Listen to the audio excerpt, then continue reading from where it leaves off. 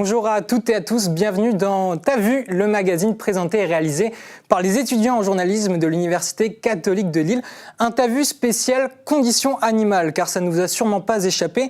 Cette problématique est aujourd'hui devenue un véritable sujet de société. D'un côté, il y a des tendances et des associations comme L214 qui dénoncent les conditions d'élevage et d'abattage. De l'autre, il y a les professions de toute la filière viande, des éleveurs aux abattoirs, qui se sentent stigmatisés et dénoncent le traitement qui leur est réservé. Ce T'as vu, c'est donc l'occasion de tirer tout ça au clair. Au sommaire, nous nous intéresserons d'abord à la tendance du véganisme. Nous avons rencontré une des adeptes qui nous expliquera son mode de vie. On ira même dans un restaurant qui propose une carte végane. Et enfin, on se penchera sur l'élevage bio pour savoir si cela peut constituer un bon recours. Sans oublier le fameux agenda culturel présenté cette fois-ci par Florian Lambert.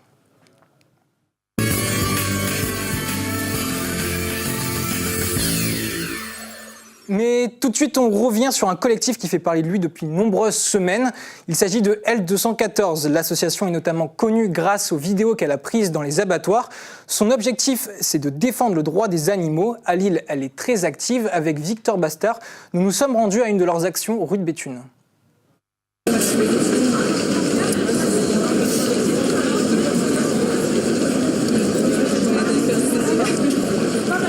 C'est ce qu'on appelle une action écran. Donc on diffuse dans la rue les enquêtes qui ont été diffusées par L214. C'est une action qu'on organise à chaque fois que L214 diffuse une nouvelle enquête dans un abattoir ou dans un élevage. Voilà. Et aujourd'hui, c'est une première, elle est accompagnée de panneaux explicatifs qu'on a conçus exprès pour retracer le chemin que les animaux parcourent en arrivant à l'abattoir jusqu'à la saignée, jusqu'aux poubelles de l'abattoir. Les passants s'arrêtent, les passants fuient, les passants esquivent. Il y a des regards, les regards en disent long. Mais dans tous les cas, même si les passants semblent indifférents, nous, on veut montrer qu'on est là. On est là aussi pour ouvrir le débat, proposer de répondre aux questions des gens, parce qu'il y a beaucoup de gens qui ne savent pas qui on est et pourquoi on agit, pourquoi on fait ça. Et voilà, c'est l'occasion de défendre notre point de vue et surtout de défendre les animaux. Vous vendez quoi alors à la place des abattoirs? Qu'il n'y ait plus d'abattoirs. Des champs de légumes, des champs de céréales. Qu'on se nourrisse aussi. C'est l'utopie. Ah oui, Non, c'est pas l'utopie, c'est l'évolution. Non. L'objectif de L214, c'est tout simplement d'appeler à l'abolition de l'élevage et de la pêche et de l'abattage des animaux, tout simplement parce que c'est une grande injustice et qu'il n'est absolument pas nécessaire aujourd'hui pour bien se nourrir et pour être en bonne santé de se nourrir d'animaux et de produits dont ils sont issus. On sait qu'on a la filière élevage et abattage qui est contre nous. Maintenant, nous, on n'est pas contre des personnes, ça on tient à le répéter de manière aussi régulière que possible. On n'est pas contre des personnes, mais on se bat contre des pratiques. Voilà. Donc un éleveur qui va dire élever correctement ses vaches, qui va leur permettre de vivre à l'air libre, mais qui dans tous les cas, de toute façon, les envoie à l'abattoir, pour nous c'est une pratique qui n'est pas juste. Voilà.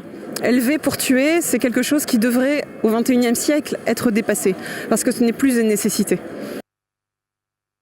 Du jour, on nous a rejoint sur le plateau. Bonjour, c'est Camille Hotz que vous venez de voir dans le reportage, la référente de L214 à Lille. Bonjour Camille. Bonjour. Est-ce que vous pouvez nous expliquer déjà votre engagement pour L214 ? Alors c'est un engagement personnel qui date d'il y a quelques années, 3 ans maintenant. J'ai commencé en tant que bénévole, je suis désormais chargée de campagne chez L214. C'est un engagement qui est venu de manière très naturelle, au-delà de l'aspect pratique dans la vie de tous les jours, vivre vegan. J'avais envie d'agir activement, concrètement, de donner de mon temps et désormais de mon temps plein pour la cause animale. On voit que les actions, dans le reportage, on l'a vu que les actions de L214, elles sont assez virulentes. C'est nécessaire aujourd'hui pour interpeller les consciences ? Virulente, je ne sais pas si on peut aller jusque-là, on démontre tout simplement la réalité du terrain. Effectivement, il y a des images choquantes parce que la réalité est choquante. Les gens réagissent de manière très différente. Aujourd'hui, il y a une réelle prise de conscience. Le sujet de l'éthique animale est désormais dans le débat public, notamment grâce à L214. Maintenant, effectivement, ça dérange parce que ce sont des pratiques dérangeantes. Donc selon vous, en fait, ces images et ce qu'on voit, les panneaux, elles reflètent que la réalité, c'est ça ? C'est la réalité, ce sont des images que nous avons prises nous-mêmes dans les élevages et les abattoirs. Donc effectivement, il s'agit de la réalité, il n'y a pas de montage, il n'y a pas de tricherie. L'objectif final de L214, qu'est-ce que c'est ? C'est de dénoncer les pratiques malveillantes de certains abattoirs ou d'éleveurs, ou au final d'inciter les Français à ne plus manger du tout de viande ? C'est d'inciter les Français à reconsidérer le regard qu'ils portent sur les animaux, sur notre rapport aux animaux, le fait de les manger, qui est une chose qui n'est absolument pas nécessaire.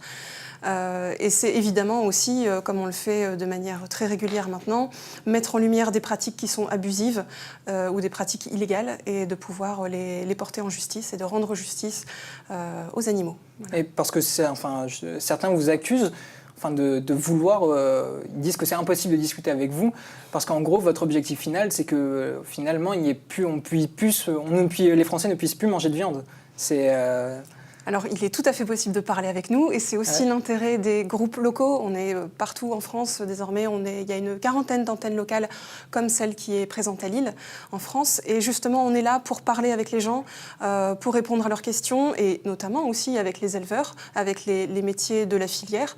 Récemment, il y a une action qui s'est faite en Bretagne, à Pontivy. Les éleveurs sont venus sur place, qui étaient mécontents parce que la dernière enquête se situe dans un élevage du côté de Quimper. On est là justement, on veut ouvrir le débat et on est tout à fait prêt à travailler dans la main avec les éleveurs pour aller vers une transition qui leur permet, eux, de subvenir à leurs besoins et d'aller vers une alimentation et vers une agriculture végétale. Voilà. Et vous comprenez aujourd'hui que les agriculteurs en veulent à L214, car ils pensent que votre action stigmatise l'ensemble de la profession au final. C'est effectivement l'ensemble de la profession qui est touchée, parce que c'est l'ensemble de l'élevage et de l'abattage qui est à remettre en question. Donc effectivement, nous, on n'est pas contre des éleveurs en particulier. On est obligé de sélectionner certains abattoirs, certains élevages où il se passe des choses qui sont absolument inhumaines et innommables pour pouvoir dénoncer. Mais aujourd'hui, on se rend bien compte que ces pratiques-là, elles sont générales. On n'est pas contre des abattoirs ou des élevages en particulier, mais bien contre des pratiques. Voilà, et c'est ce qu'on tend à rappeler. On ne pointe jamais du doigt et on n'a, nous, jamais cité le nom d'un éleveur ou d'un abattoir en particulier. On prend bien garde à ne pas pointer du doigt les personnes, mais les pratiques, ce qui s'y fait. Mais tous les agriculteurs ne maltraitent pas leur animal. Il y en a certains, comme je pense à l'élevage bio, c'est des terrains qui sont des exploitations qui sont quand même assez grandes. Et il y en a certains qui sont vraiment véritablement passionnés par leur métier, qui ont un amour pour leurs bêtes. Et pour autant, ils ne maltraitent pas leur animal. Je suis tout à fait d'accord, effectivement, il y a des personnes qui font cela avec leur cœur et puis ce sont des personnes aussi qui se lèvent très tôt le matin, qui se couchent tard le soir, qui sont toute la journée, qui le nez vraiment dans leur élevage, qui ne peuvent pas forcément prendre de vacances. On a bien conscience que c'est un métier qui est aussi intergénérationnel, voilà, et c'est quelque chose qui leur tient vraiment à cœur. Ça, on en a bien conscience. Cependant, traiter ou maltraiter ou bien traiter un animal durant sa vie, c'est une chose. L'envoyer à l'abattoir, de toute façon, c'est toujours la même chose pour tous, quel que soit le type d'élevage. Et il n'y a pas d'abattoir bio ou pas bio. Ok. Donc au final, vous considérez que dès qu'il y a un acte sur l'animal, de l'élevage ou pour parler crûment de la mise à mort, c'est de la maltraitance, c'est là où vous voulez intervenir, c'est ça ? On remet en question l'exploitation de manière globale des animaux. Okay. Voilà. C'est le fait de se servir de la vie d'autrui pour finalement ce qui n'est pas un besoin mais juste un plaisir. Et est-ce que les animaux devraient avoir un statut du coup ? Tout à fait. Oui. Un statut qui devrait être formalisé dans la Constitution. Ok. J'ai appelé justement Culture Viande, c'est le syndicat national des entreprises de la filière de la viande, et ils m'ont dit au fait que le process d'abattage était supervisé par des RPA, c'est des responsables de protection animale. Vous en pensez quoi de ça ? Ça peut montrer leur volonté d'être entre guillemets transparent et de vouloir un peu contrôler les potentielles dérives, non ? Alors effectivement, si les contrôles étaient réellement effectifs sur le terrain, on ne verrait pas dans nos vidéos ce qu'on peut y voir. Il n'y a pas assez de contrôleurs, il n'y a pas assez de vétérinaires, les élevages et les abattoirs ne sont pas suffisamment contrôlés. Pour preuve, les vidéos qu'on diffuse. Si la dernière enquête en date, c'est dans un élevage près de Quimper, où on voit cet élevage qui a été contrôlé en mai l'année dernière et qui se trouve dans un état absolument lamentable, dans des conditions sanitaires ça n'aurait pas dû passer auprès des services vétérinaires. Ok. Voilà. Vous avez conscience parfois que l'action et ce que vous montrez est tellement fort que vous avez tendance à globaliser l'ensemble de la filière et que parfois il peut y avoir des bonnes pratiques, non ? Il y a des bonnes, mais il y a surtout des mauvaises. Ok. Merci Camille d'avoir été avec nous. Ça a été très sympa d'aborder ce point de vue de L214 pour le T'as vu. Merci de votre intérêt. On passe à toute autre chose puisqu'on va s'intéresser maintenant à l'agriculture biologique. Elle occupe une part de plus en plus importante sur le marché de l'agriculture, mais en quoi elle se différencie d'un élevage traditionnel ? Est-ce que ces pratiques respectent plus le bien-être animal ? Camille Roland a rencontré Grégory Delassus au marché d'Oisem. Le bien-être animal est avant tout conditionné à son cadre de vie à la ferme. Au marché de Oisem, nous avons rencontré un éleveur converti à l'élevage bio pour en savoir plus sur les bonnes pratiques pour aider les animaux dans de bonnes conditions. Tout ce que je produis est transformé à la ferme, vendu directement auprès des clients. On essaie de créer les systèmes d'élevage les plus naturels possibles pour se passer de produits chimiques, c'est le principe de la bio. J'ai découvert la bio, j'ai eu l'occasion de visiter des élevages de porcs bio en plein air, en Bretagne, avant de m'installer. Puis j'ai vu les cochons dehors qui couraient, le gars il avait replanté des haies tout partout, paysans contents de ce qu'ils faisaient, la viande super, il y avait des clients derrière. Il existe des astuces et comportements spécifiques qu'un exploitant doit avoir avec les animaux qu'il élève. J'adore le comportement animal, c'est trop génial. Là, il y a des formations, ils expliquent que pour te faire adopter d'un troupeau de vaches, tu t'allonges au milieu de la pâture et tu les laisses venir à toi. Donc, il ne faut déjà pas avoir peur. Mais je comprends, les vaches, il faut qu'ils t'adoptent. Et puis après, si tu deviens le chef de troupeau, ils vont te suivre. Et de toute façon, stresser des animaux, c'est pas bon pour leur santé. Et puis, c'est pas bon pour la viande. Une vache stressée à l'abattoir, elle fait une viande dure. Donc, le boulot, c'est qu'ils soient le plus zen possible. Ça se sent dans l'élevage si tu as une ambiance sereine, si les animaux sont en confiance. Les particularités et techniques courantes dans les élevages biologiques sont bien souvent très différentes des élevages industriels et bien plus respectueuses du bien-être de l'animal.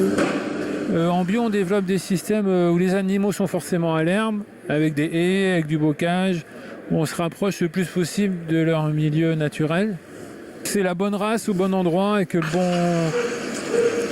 avec de l'espace, de l'herbe, c'est tout ça. Un bâtiment avec bien de la paille, aéré, les bêtes pas trop serrées. Pas vouloir faire de la Formule 1 avec des vaches, à les pousser, à les nourrir, faut leur laisser le temps, quoi. Puis, les cochons, c'est pareil, moi ils sont élevés en plein air. Souvent les éleveurs industriels me disent ils vont avoir froid tes cochons s'ils sont en plein air. Un sanglier il vit dehors. Après le tout, on leur met des cabanes à disposition avec de la paille, on leur met du grain bio. Allons justement voir à la ferme de Grégory comment sont installés les animaux dans le cadre typique d'une exploitation biologique. Sa ferme de Lavénois est située dans une région bocagère où sont notamment élevés des porcs du Roc et des vaches Highlands. Benoît nous explique sa journée type avec les animaux. Je nourris les bêtes, je vérifie si les abreuvoirs fonctionnent, je paye les cabanes. Après, je regarde si les animaux, il n'y a pas de soucis particuliers, de boiterie ou quoi que ce soit. Puis si les clôtures ils sont beaux. Sinon les cochons ils vont agrandir leur territoire, ils vont aller dans les parcelles des voisins et puis c'est bien au moins, faut les bloquer un petit peu quoi.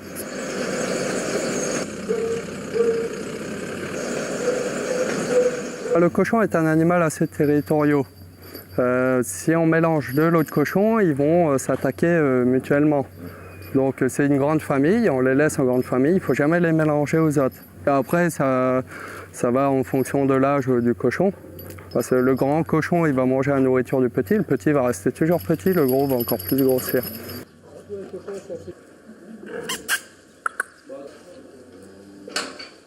À 2 mois. En fait, ça leur laisse le temps de bien grandir, de pouvoir se débrouiller sans leur mère, quoi. Ils n'ont plus besoin de chaleur, ils n'ont plus besoin de... C'est fini, quoi. Laisser le temps à l'animal de pouvoir faire sa vie, quoi. Sans le pousser, pour qu'il mène une vraie vie de cochon.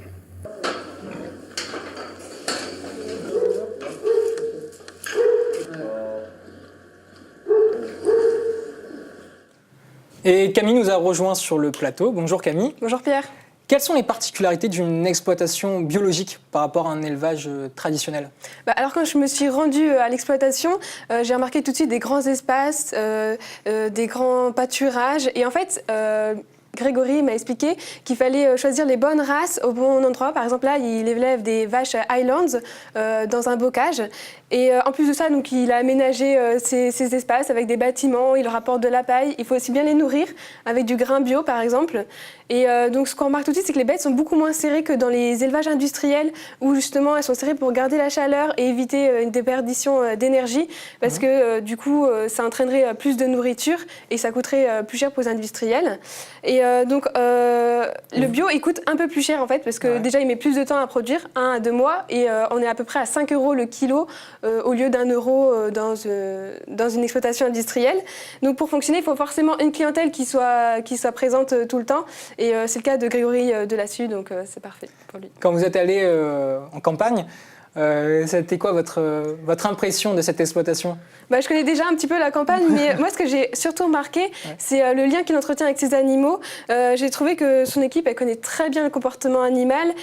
Tous les jours, par exemple, il va voir donc ses animaux et il les siffle. C'est pour les éduquer à chaque fois quand il vient, il les siffle. Mais par contre, tout n'est pas rose. Il ne faut pas croire qu'on est dans le pays des bisounours. Il y a des bêtes qui peuvent s'énerver parfois, un taureau qui peut lui courir après. Donc, il faut savoir faut savoir les mener et être respecté par ces animaux. Donc, pour cette exploitation aussi, il y a un petit plus, c'est que les petits cochons, ils sont pas séparés de leur mère à la naissance. Ils attendent 2 mois pour respecter leur bien-être. Ok. Juste avant vous, il y a eu Camille Hotz de L214 qui est venue. On a parlé des abattoirs. Quel regard il porte cet éleveur bio sur les abattoirs ? Alors pour lui, il n'est pas d'accord avec les pratiques qu'il y a dans les abattoirs, même s'il peut comprendre que avec la forte cadence, des longues journées et puis des employés qui n'ont pas le même rapport avec les animaux, il peut y avoir quelques accidents. Mais pour lui, les agriculteurs, ils devraient avoir un droit de regard sur les abattoirs. Et donc lui, il a une solution à proposer, c'est que des camions d'abattage se rendent dans les fermes pour venir directement tuer les bêtes sur place et éviter le stress pendant le transport. Donc lui, il essaye de les emmener le plus possible, mais c'est parfois assez difficile parce qu'il y a de moins en moins d'abattoirs. Ok, il n'est donc vraiment pas d'accord avec la pratique des abattoirs actuels. Non. Merci Camille pour ce débrief. La problématique de la condition animale pousse certains Français à adopter un mode de vie vegan.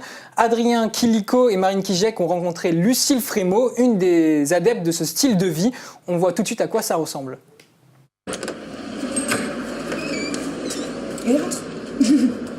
Nous sommes allés à la rencontre de Lucille, étudiante en diététique à Lille. Elle nous ouvre sa porte pour nous expliquer ses choix alimentaires qui révèlent son militantisme pour la cause animale. Lucille est végétarienne depuis 2 ans et végétalienne depuis quelques mois. Elle ne mange donc aucun aliment de provenance animale, un choix radical qu'elle explique par sa volonté de vivre en accord avec ses idées. En me renseignant, je me suis rendu compte que oui, en effet, c'était vraiment un peu paradoxal le fait de vouloir autant militer pour la cause animale et pour l'environnement en continuant à manger du lait qui est clairement certainement la pire chose au niveau de la traite des vaches, par exemple. Donc vraiment, c'est ce qui m'a poussée, moi en tout cas, à devenir végétalienne. C'est vrai que souvent, on pense que les gens qui sont végétariens sont juste obsédés par la cause animale, ce qui n'est pas le cas. Il y a aussi l'environnement, il faut savoir que voilà, l'élevage, c'est ce qui produit le plus dans le monde de gaz à effet de serre. Bien avant les transports en commun, ce qui est quand même un peu bizarre d'être en quelque sorte pour l'environnement et continuer à manger de la viande alors que c'est ce qui nous coûte le plus. Enfin voilà, pour 1 kilo de viande, il faut quand même utiliser 15 000 litres d'eau, quoi. Enfin, c'est des chiffres qui sont assez conséquents et assez énormes. Et c'est vrai que voilà, enfin moi, ça a été mon premier leitmotiv, on va dire, dans le fait de devenir végétarienne. Mais devenir végane peut impliquer des changements importants dans les habitudes alimentaires. Cela n'a pas forcément été radical pour Lucille, qui ne mangeait pas beaucoup de viande auparavant. La transition s'est donc faite en douceur. Mon alimentation, elle n'a pas vraiment des masses variées, parce qu'au final, c'est vrai que même avant, quand j'étais omnivore, j'avais pas tendance à manger énormément de viande, plus quand je sortais, quand j'allais chercher des sandwichs, des trucs comme ça, là je prenais avec de la viande. Mais du coup, je mange beaucoup de légumes, et pour pas avoir de problème avec des protéines, je mange énormément de légumineuses avec du style lentilles, pois chiches, des choses comme ça. parce qu'en fait, c'est ce qui me permet d'absorber mes protéines végétales, puisqu'en fait, il y a énormément de protéines dans les végétaux aussi. Car l'une des croyances très répandues est qu'une alimentation végane entraîne des carences importantes pour le corps, ce qui n'est en grande partie pas la vérité. Après, il faut savoir que la seule chose que les véganes sont dans l'obligation de prendre, c'est de la vitamine B12, parce que c'est ce que notre corps l'absorbe mieux quand elle est animale. Elle l'absorbe beaucoup moins quand elle est végétale, et contrairement aux protéines, on n'a pas la capacité de pouvoir alterner, on va dire, pour pouvoir trouver d'autres choses. Moi, j'en ai, juste derrière toi, et j'en prends de temps en temps. Parce que c'est pas à prendre non plus tout le temps. Simple mode pour les uns ou véritable prise de conscience pour les autres, le véganisme a de plus en plus d'adeptes. Adrien nous a rejoint sur le plateau pour débriefer. Bonjour Adrien. Bonjour Pierre. Pour bien comprendre Adrien, c'est quoi la différence entre être végétarien et être végétalien? Alors la grande différence, parce qu'il y en a une, c'est que les végétariens ne mangent pas de chair animale, donc ni viande ni poisson, et les végétaliens, eux, poussent le principe encore plus loin, c'est-à-dire qu'ils ne mangent ni viande ni poisson, mais en plus ils étendent cette auto-interdiction qu'ils s'imposent à tous les produits laitiers, donc lait, fromage, etc., les œufs, le miel, le poisson, donc aucun produit qui est issu des animaux. Et ça représente en pourcentage des Français, 2% des Français. Donc 2% des Français sont véganes à peu près. Ah, donc c'est vraiment une toute petite part. C'est une toute petite partie, oui. Est-ce que ce choix de vie, finalement, il est pas très contraignant pour ses adeptes? Il y a des contraintes, puisque les véganes doivent faire très attention à la composition de leurs produits alimentaires. Ça peut se retrouver dans de toutes petites choses, comme par exemple les bonbons qui sont fabriqués à base de graisse animale, et il y en a beaucoup, mais aussi des produits quotidiens, comme par exemple le maquillage, les vêtements, par exemple, qui intègrent de la laine, le cuir, la soie, et tous les produits qui sont dérivés des animaux. Et il y a aussi des contraintes physiques, parce que comme on voyait dans le reportage avec Lucille, elle doit en plus prendre quelques compléments alimentaires pour que son corps puisse assimiler des vitamines, les rares vitamines qui ne sont pas présentes dans les aliments, dans les légumes. Dans le reportage, on voit que Lucille est assez, elle a des arguments assez costauds, on va dire. Ça lui arrive de craquer ou pas? Non, c'est une vraie végane. Alors après, elle s'est convertie elle était végétarienne, elle s'est convertie au véganisme il y a quelques mois, mais pour l'instant, elle tient sa ligne de conduite. Après, c'est pas parce qu'on est végétarien ou végane un jour qu'on est végétarien toujours, mais pour l'instant, elle n'a pas craqué. On lui souhaite d'être en accord avec ses idées, de continuer. Merci Adrien. Avec plaisir. Derrière la mode végane, il y a aussi une économie. On voit s'ouvrir de plus en plus des Biocorp, des Carrefour Bio et même des boulangeries véganes et des restaurants. Dans l'équipe du T'as vu, il y a 3 gourmands. Il s'agit d'Éléonore Sinoquet, Florian Lambert et Gaspard Dael. Le thème de la condition animale a été un prétexte pour eux de tester la restauration végane. Ils sont allés au Pizza Jazz, non loin de l'Université catholique de Lille. Mais ils se sont quand même demandé dans quelle démarche s'inscrivait le restaurant.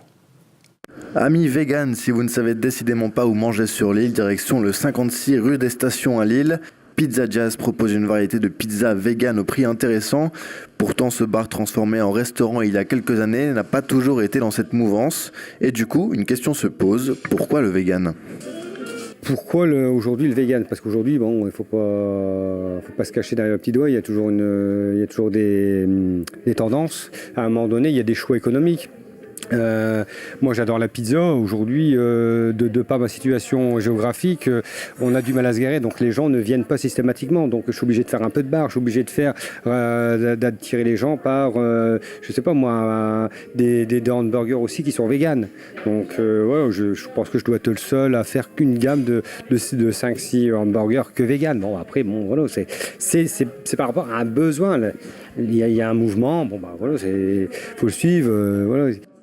N'en déplaise aux plus fervents de la cause végane, le gérant Antonio Lento n'était pas très attaché à cette cause, mais plutôt à son originalité. Et même l'une des raisons principales du véganisme, la cause animale, ne semble pas préoccuper le chef.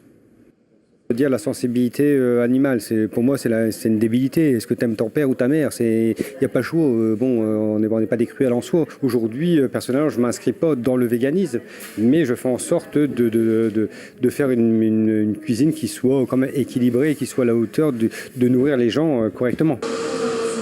En tant qu'auto-entrepreneur, il est clair que l'évolution du marché est importante pour Antonio Lento. Si le vegan est souvent associé à l'extrémisme et à un mal profond de la malbouffe, le gérant de Pizza Jazz ne voit pas une légitimité très claire dans la cause du véganisme. Dans 30 ans, le marché il changera. Peut-être qu'on dira c'est vrai que c'est débile. Je pense qu'aujourd'hui, le gros problème, c'est les abattoirs.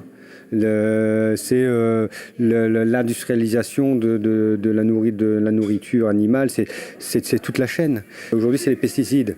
On va vous mettre tous des pesticides, c'est débile de manger de la viande, mais vous allez manger des OGM. C'est aussi débile. Donc on ne va pas dire que le maïs, il va pleurer ou il va être malade. Là, aujourd'hui, on s'en fout. On ne va pas passer demain à ne plus manger de viande, c'est une débilité. Il y a des gens qui continueront à manger de la viande. Autre problème pour Antonio Lento, la fréquentation végane du restaurant. La clientèle peine à subvenir aux investissements de produits de qualité du gérant. Un manque qui pousse le chef à continuer d'innover sans cesse et surtout de continuer à proposer des plats non véganes pour combler son chiffre d'affaires. Le vegan aujourd'hui, je ne vais pas dire que c'est combattu, c'est-à-dire qu'il n'y a pas assez de monde. Aujourd'hui, les produits que le marché propose sont extrêmement chers parce qu'ils sont les seuls sur le marché.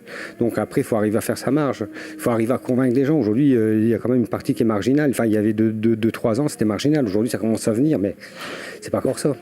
Donc faire que du vegan, je veux dire, j'ai une tablée vous avez des amis, vous êtes vegan, vous êtes à 2 véganes, vous allez venir manger, il y a des amis qui sont pas véganes, ils disent oh non, je vais pas aller dans le vegan, c'est débile. Donc je perds du marché. Donc aujourd'hui, faire une pizza sans tomate, je vais avoir des réflexions, mais faire une pizza sans tomate, il faut arriver à trouver surprendre le client, travailler les produits correctement. Il faut arriver à la cuisiner, à jouer les couleurs, la texture, le fondant, le croquant. Il y a plein de mariages à faire, quoi.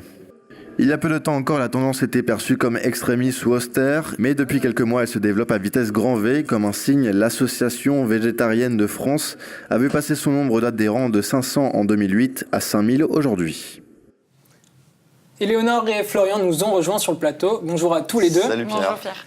Florian, on reviendra vers vous un peu plus tard pour l'agenda culturel. On va revenir d'abord sur le reportage avec Éléonore. Éléonore, quelle a été votre impression en sortant du restaurant ?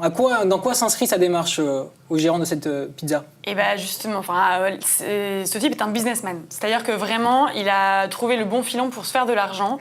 C'est pas du tout une philosophie de vie pour lui, c'est pas du tout les valeurs du véganisme qui l'intéressent ou le fait de faire une carte végétarien. C'est vraiment pour lui en fait l'occasion de faire un nouveau marché et d'attirer plus de clients dans son restaurant parce que Pizza Jazz, donc déjà il fait des concerts de jazz, donc voilà, donc il a déjà le marché, un peu des petits mini-concerts, etc. Il fait de la pizza, resto italien et en fait la carte végétarien avec des burgers, quand on entend Pizza Jazz, on se dit pas qu'il va y avoir des burgers à la carte, et notamment végétariens. Et en fait, voilà, le type, c'est vraiment trouver le bon filon et faire venir plus de clients. Donc c'est vraiment un businessman, en fait. Donc sa démarche correspond vraiment à elle correspond aux intérêts économiques avant tout. Exactement. Est-ce que tous les restaurants véganes de Lille ont adopté la mode végane, la tendance végane, uniquement aussi dans cette perspective économique ? Non, pas du tout. Alors je pense qu'il y a forcément un enjeu économique forcément pour les restaurants véganes puisque c'est un nouveau marché qui est de plus en plus à la mode. Mais des restaurants notamment comme La Source à Lille, c'est vraiment une philosophie de vie, un concept qui est au quotidien, en fait, que ce soit dans leur vie privée ou leur métier. Et ce restaurant-là, par exemple, il essaye de rendre vraiment sexy cette culture du vegan, du végétarien, et vraiment de l'adapter à cette nouvelle mode et à des nouvelles, faire découvrir cette culture végane, en fait. Donc c'est vraiment une philosophie de vie et des valeurs véhiculées. Pas du tout la même chose que Pizza Jazz, où là, c'est vraiment juste un business, en fait. Il est bientôt 12h30, je dois vous poser une question essentielle pour moi, parce que je commence à avoir véritablement faim. Est-ce que la pizza était bonne, Pizza Jazz ou... Moi, j'avoue que je suis pas fan, je suis pas encore une adepte du concept vegan, végétarien, je suis pas trop fan de légumes, je suis vraiment une carnivore, donc je pense que là-dessus, voilà, je te laisse répondre, mais moi je suis pas très fan. On peut lui reprocher d'avoir ce côté businessman, par contre, on peut pas lui reprocher d'avoir des produits frais. C'est quelqu'un qui est vraiment investi dans ses produits. Alors, on avait pris une petite pizza avec du faux chorizo. Chorizo végétal, mais bon... Est-ce que ça change quelque chose par rapport au vrai ou... Ça manque de goût, quoi. Ah oui, ça manque de goût. Moi qui aime bien l'apéro et la charcuterie... Voilà, chorizo en plus, et là, non... Non, c'est pas mauvais, mais disons que c'est 12 € pour une pizza qui n'a pas de saveur. Après, voilà, c'est pour la cause végane. Voilà. Il y a des gens qui apprécient, voilà. Il faut vraiment aimer énormément les légumes et avoir vraiment dans cette idée de concept vegan. Voilà, moi je suis pas encore une adepte, peut-être plus tard, on verra. Ok, merci beaucoup. Tout de suite, l'agenda culturel. On commence par quoi, Florian ? On commence avec de la musique. Et oui, avec collectif Tromtas, des duos français qui commencent à percer dans la scène électro-française. Un petit extrait, merci beaucoup Camille à la réal. Et ils seront au Magazine Club ce soir et donc voilà, moi c'est une musique qui me plaît beaucoup. On va mettre un peu plus fort. Et on s'ambiance déjà en fait, voilà, c'est la fin du tapis bientôt. C'est les vacances ce soir. Le magazine d'ailleurs qui va fermer ses portes après cette saison.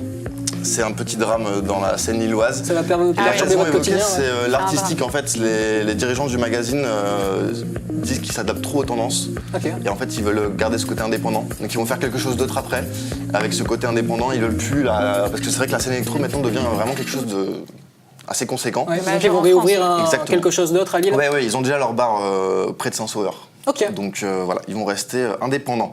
Bon, je vais pas vous mentir, Pierre, il n'y avait pas grand-chose ce week-end. C'est un peu le week-end des vacances, donc on va consacrer cet agenda à dans 2 semaines. Voilà, il y aura des événements un peu plus gros, comme le 22 avril. Il fera beau, et après une journée au soleil, direction le Splendide à Lille, pour passer un moment de fraîcheur et de fraîche rigolade avec Alban Ivanov. Vous connaissez ? Oui, ça me dit quelque chose. On n'a pas fait exprès en plus, mais c'est celui il a travaillé avec Jamel Debbouze. Exactement, c'est son petit protégé. Avec son spectacle Éléments perturbateurs, il part en tournée en toute la France. Il présente maintenant le Jamel Comedy Club sur Canal+. Ok. Et il a un cri particulier que vous m'avez parlé tout à l'heure, Pierre, il me semble. Non, je ne peux pas le réimiter. Ah si, allez Pierre, faites-le. On va enchaîner tout de suite. Non, Pierre, faites le cri particulier. Oui, enfin voilà, allez. C'est ça. Je sais que vous êtes un très bon client, Pierre, tout ce qui est humour. Je pense que Alban Ivanov, c'est pas mal. Hein. Et on repart en musique. L'artiste Fakir se produira à l'Aéronef le 27 avril. Alors il est guitariste de formation, on l'entend. Et depuis 2010, il nous fait voyager avec ses MPC. Donc en fait, c'est des pads. À chaque fois que vous touchez une touche, il y a un son qui émane de cette touche. Et c'est sa spécialité. Et en fait, donc il nous fait voyager depuis 2010 avec cette méthode. Et ça marche vraiment très très très bien. Et on finit avec du cirque. Pourquoi pas? Improbable. Il nous faut parler du cirque, on est obligé dans notre région, c'est la quintessence d'Alexis Grus. Alors, afin de sauver Pégase, le cheval ailé réputé indomptable, en héros valeureux, il devra récupérer un fragment de chaque élément, l'air, l'eau et la terre. Ok. C'est magnifique. C'est poétique. Et ça se déroule demain et dimanche au Zénith de Lille.